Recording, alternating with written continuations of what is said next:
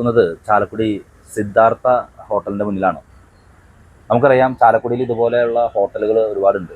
ഈ അതിരപ്പള്ളിയൊക്കെ ഉള്ളതുകൊണ്ട് ഒരുപാട് ടൂറിസ്റ്റുകൾ നമ്മുടെ ഇത്തരത്തിലുള്ള ഹോട്ടലുകളിൽ വരുന്നുണ്ട്.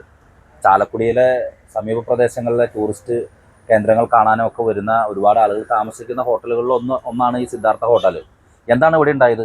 ഇന്നലെ വൈകിട്ട് 5:30-ക്ക്, അതായത് ഇന്നലെ വൈകുന്നേരം 5:30 സമയത്ത് ഇവിടെ വലിയ ഷോ വർക്കും കസർത്തും കാണിക്കാൻ വേണ്ടിയിട്ട് വെള്ളിക്കുളങ്ങര പോലീസ് സ്റ്റേഷൻ പരിധിയിൽ എന്നും കേസുകളുള്ള ഒരാൾക്കൊരു വധശ്രമ കേസ്, അത് ചാർലി വർഗീസ്, മൊറാലി ഹൗസ്, ഫോർമല, വെള്ളിക്കുളങ്ങര. മറ്റൊരാൾ അടിപിടി കേസിൽ സ്ഥിരം പ്രതി, അത് ഡെൽവിൻ ഡേവിസ്, തീതായ് ഹൗസ്, ഫോർമല.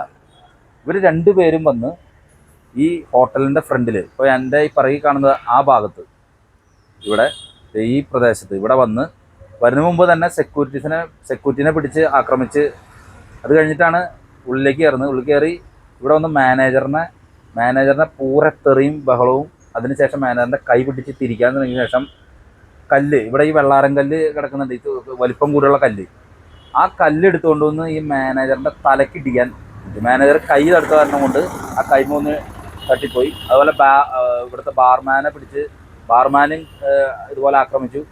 അങ്ങനെ നിരവധി ഷോ വർക്കുകളും കസർത്തുകളും ഒക്കെ കാണിച്ച് ഇവിടുത്തെ ബാർ മാനേജറെയും സെക്യൂരിറ്റിനെയും ബാർമാനെയും ഒക്കെ ആക്രമിച്ച് വധശ്രമത്തിന് ഇരയാക്കി. അതിനുശേഷം ഇവരോടൊന്ന് പോകാൻ പോകുന്ന സമയത്താണ് പോലീസ് വന്ന് പിടികൂടിയത്.